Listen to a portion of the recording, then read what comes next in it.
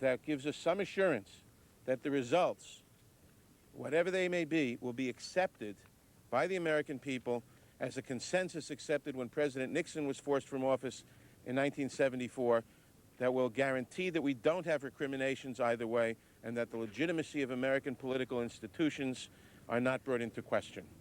So we will urge this on the committee, and I hope that anyone of a fair mind will accept some version of this resolution as the way to proceed. Thank you. The chairman or the ranking member of the subcommittee on the Constitution of Judiciary is the gentleman from Virginia, Mr. Bobby Scott. Thank you, Mr. Conyers, and it's a pleasure to be here to talk about a plan that's fair, focused, deliberate, and if we proceed in that way, it'll also be expeditious. Our complaint so far is that there has been no deliberation. We've had these document dumps without any deliberation, without any thought, without any attention to whether it's relevant to anything before us, and without any regard to whether there's embarrassing detail, dragging innocent people's names through the mud without any thought of whether it's relevant or not.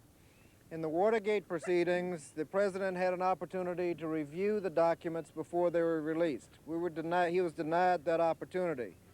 In fact, nothing was released unless it pertained to an article of impeachment that was actually adopted. There is information in the Watergate proceedings that hasn't been released yet because it wasn't relevant to counts that we adopted. In the Iran-Contra proceedings, people whose names were mentioned in the report had an opportunity to see the report 30 days in advance, and when the report was issued, their statement was issued along with it.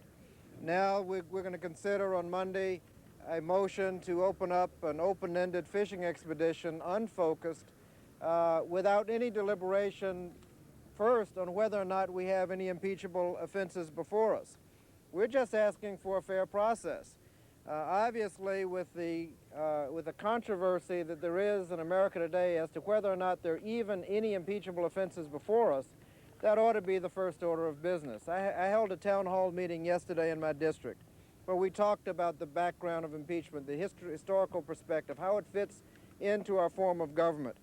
And notice that there is a wide-scale skepticism about many of the counts, and in some ways all of the counts. And that ought to be, in any deliberate fashion, the first order of business. Do we have any impeachable offenses before us? And if so, we ought to focus on those particular allegations. Anything that's done out of that order is inherently suspect.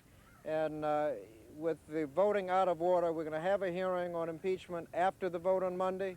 That makes about as much sense as an Alice in Wonderland where they sentenced first and then had a trial, where we're going to vote first and then have a hearing. That's not deliberate and that's not fair. Ms. Zoe Lofgren of California was a principal contributor to the alternative that we're discussing today. Thank you. I am hopeful that our colleagues on the other side of the aisle will accept this proposal in the spirit in which it is given. This is a plan which, as you've heard, it is orderly, it meets the constitutional requirements, and it can yield a result in a timely fashion. I am hopeful that we can get back to the kind of comity that existed 24 years ago when the country last considered the possibility of impeachment of the executive. You know, I'm concerned because I hear a lot of kind of gotcha games that are going on in this town, and I think that's terribly inappropriate. For example, I recently heard someone on the other side of the aisle make the statement, well, there was no time limit in 1974, there was no limit whatsoever. They surely must know that that was not correct. Recently, I reread the debate from February 6, 1974 on that matter. And I think it's interesting to point out that Mr. Rodino, the then chairman, promised that they would set a timetable. Their goal was to end it by April 30th.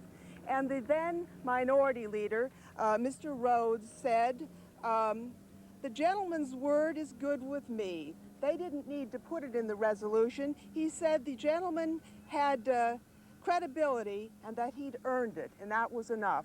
Well, let's get back to that kind of comity where we can work together, where we can earn each other's trust, where we can put the cart in back of the horse where it belongs, where we can put the Constitution first and move forward in an orderly process. I'd like to say this has been a very good experience for me and other members of the Judiciary Committee to put this plan together.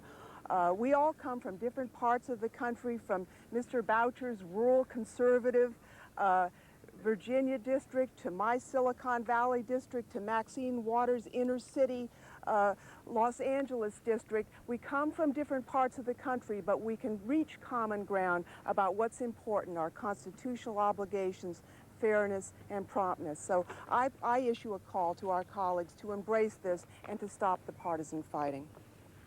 Thank you, Zoe. What can I say about Maxine Waters, who not only serves with distinction on our committee and helped put together this alternative, but in her spare time chairs the Congressional Black Caucus as well? Thank you very much. I'd like to thank John Conyers and the Democratic members of the Judiciary Committee for the time and effort that they have put in on making sure we come up with a fair plan. It has been a wonderful experience working together, thinking through all that we will be confronted with, and coming to consensus that allows us to be here today.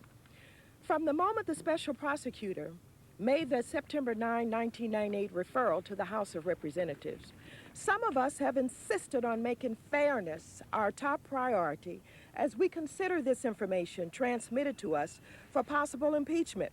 The special prosecutor had already gained a reputation for witch hunting and abuse of power. Therefore, some of us felt we must not take anything for granted. We must approach this process carefully and devise a plan and process that would be fair to the accused.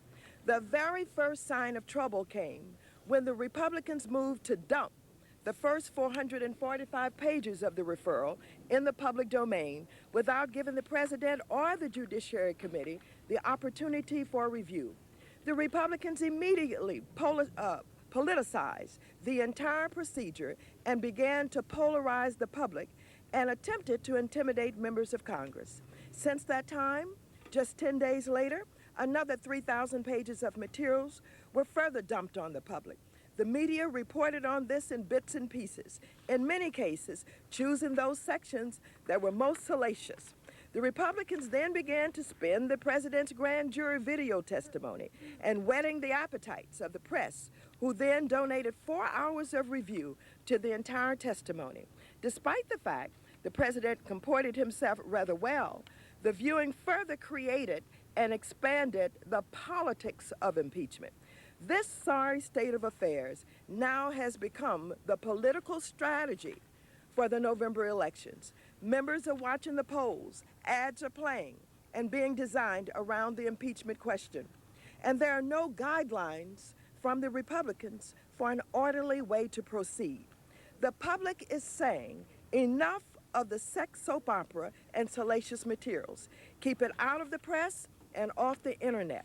The public is saying, get this thing over so we can focus on America's agenda for progress.